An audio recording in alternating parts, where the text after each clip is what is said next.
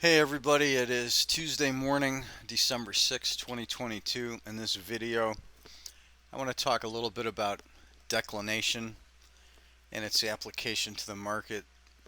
We're going to take a look at Mercury and Mars and how they look individually compared to the Dow chart, and then how they look when you blend them together and average their declination out.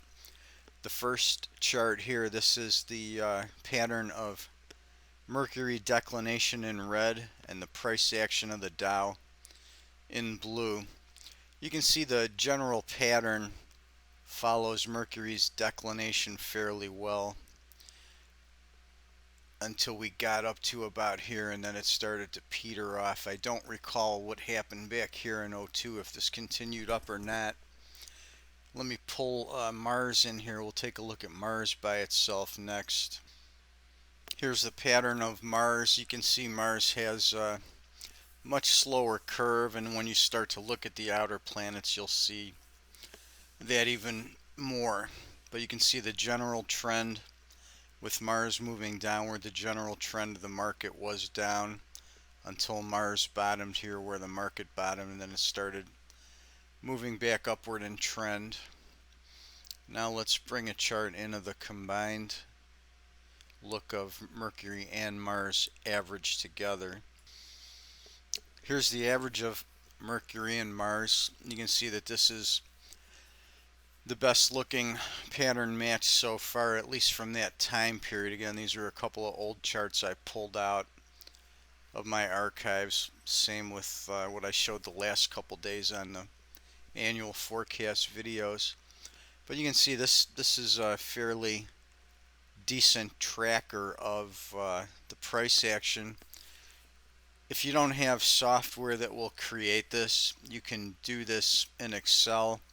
You can generate the ephemeris data with an Astro program and then drop it into Excel and then just graph it with the graphing capability built into Excel.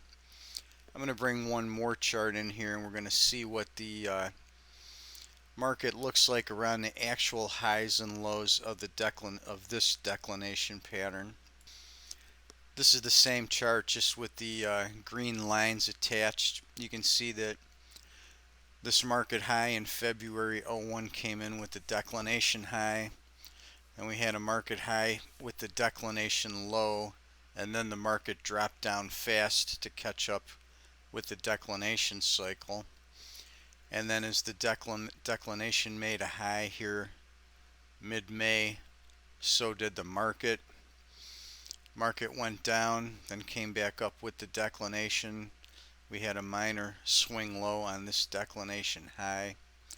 Market tracked down. This particular declination low did not coincide with the pivot. The next high did coincide with the declination high. Here we had a declination in low synced up with a market high, and then the final declination pivot on this chart in early May of '02 coincided with a low here in the declination before it continued on up.